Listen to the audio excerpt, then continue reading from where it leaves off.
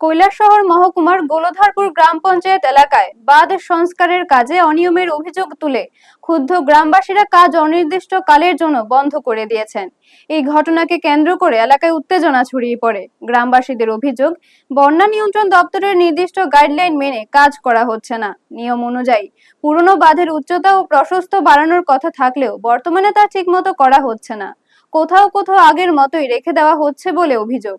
পাশাপাশি বাঁধের উপরে ও দুপাশে পর্যাপ্ত মাটি দেওয়া হচ্ছে না, যার ফলে বৃষ্টির জল জমে বাঁধে ফাটল দেখা দিচ্ছে। স্থানীয়দের আরো দাবি, আগের বাঁধের উপর ইট সোলিং রাস্তা ছিল, যা সংস্কারের শুরুতে তুলে নেওয়া হলেও এখনো পুনরায় বসানো হয়নি। এমনকি সেই ইট অন্যত্র সরিয়ে নেওয়া হয়েছে বলে অভিযোগ উঠেছে। ফলে বর্তমানে বাঁধের উপর দিয়ে একসঙ্গে দুটি গাড়ি চলাচল করাও কঠিন হয়ে পড়েছে। এছাড়াও কাজ শুরুর আগে এলাকার বহু গাছ কেটে ফেলা হলেও ক্ষতিপূরণ দেওয়া হয়নি বলে দাবি গ্রামবাসীদের। বিষয়টি নিয়ে একাধিকবার দপ্তরের আধিকারিকদের জানানো হলেও কোনো পদক্ষেপ নেওয়া হয়নি বলে অভিযোগ। এই পরিস্থিতিতে ক্ষুব্ধ গ্রামবাসীরা কাজ বন্ধ করে দেন। শ্রমিকরাও বাধার মুখে কাজ ছেড়ে চলে যান।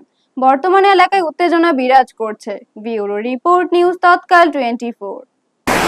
গোলধারপুর পঞ্চায়েতের বাঁধটা আমরা বর্তমানে আছি 1 নম্বর ওয়ার্ডে।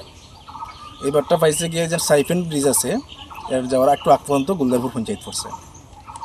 তো গত বছর ধরে এই বাঁধের কাজ শুরু হয়েছে। তা কাজ যখন শুরু হয়েছে তখন আমরা জানতাম যে বাঁধটা তারা কইছে হইব 6 মিটার ফাঁস।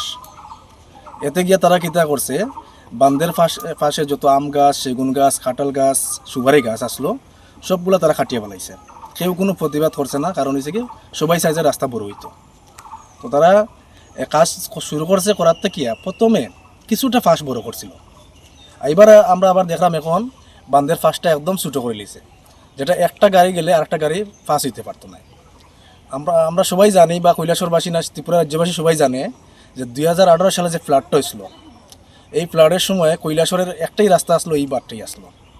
এদিকে তৎকালীন মুখ্যমন্ত্রী কৈলাসহরে এই রাস্তা দিকেই গেছিলাম। তো এই আবারও যদি বর্তমান সময়ে বর্ষার টাইমে যদি কোনো ধরনের ফ্লাড হয়, তো বর্তমানে আজকের দিনে যে বাঁধের যে কন্ডিশন আছে, তারা বাঁধের খাসটা কীরকম করে, স্লুপিং নাই, বাঁধের মাঝখানটা কিতা করছে তারা ডাউন করে রাখে, সাইডটা উঁচা করিয়া।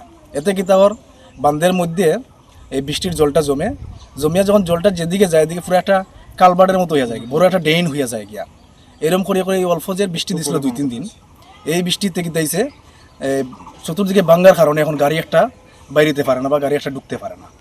তো আমরা দাবি হয়েছে কিতা যে কাজটা করা হওয়ার ফার্স্টটা আর একটু বাড়তে হইব, আর এই স্লুপিংটা বাড়াইতে হইব, বাঁধের মিডিলটা উঁচা হইতে হইব।